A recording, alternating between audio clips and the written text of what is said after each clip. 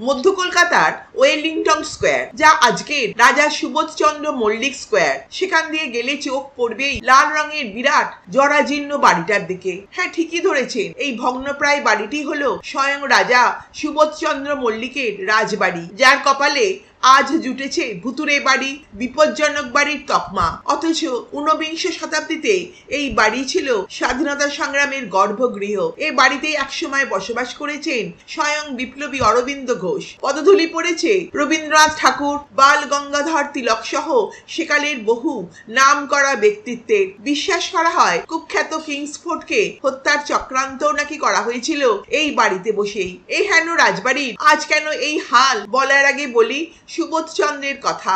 ধনী পরিবারের সন্তান সুবোধচন্দ্র কিন্তু জন্মসূত্রে বা ইংরেজ বাহাদুরের বদান্যতাতেও রাজা হননি। তাকে রাজার সম্মানটা দিয়েছিল দেশের মানুষ। সময়টা 1905। লর্ড কার্জনের চক্রান্তে দু টুকরো হয়ে গেল বাংলা। বঙ্গভঙ্গের বিরুদ্ধে গর্জে উঠল সারা দেশ। ছাত্র সমাজও যোগ দিল সেই সংগ্রামে। বাংলার তৎকালীন chief secretary R.W. Carlyle circular জারি করলেন, ছাত্ররা কোনো রাজনৈতিক সমাবেশে অংশগ্রহণ করলে সেই কলেজের সরকারি অনুদান বন্ধ হবে, সেই সঙ্গে তাদের বিতাড়িত করা হবে কলেজ থেকে। এই সার্কুলারের বিরুদ্ধে গর্জে উঠল সারা দেশ। প্রতিবাদ সভায় সিদ্ধান্ত নেওয়া হলো গড়া হবে জাতীয় বিশ্ববিদ্যালয়। 1 লক্ষ টাকা দেবার কথা ঘোষণা করলেন বছর 26-এর যুবক সুবোধচন্দ্র। সেই সভাতেই উচ্ছ্বসিত জনতা তাকে রাজা ঘোষণা করলেন। এই জাতীয় বিশ্ববিদ্যালয় হলো আজকের যাদবপুর বিশ্ববিদ্যালয়ের জনক। 1906-এ অরবিন্দ ঘোষের সম্পাদনায় প্রকাশিত হলো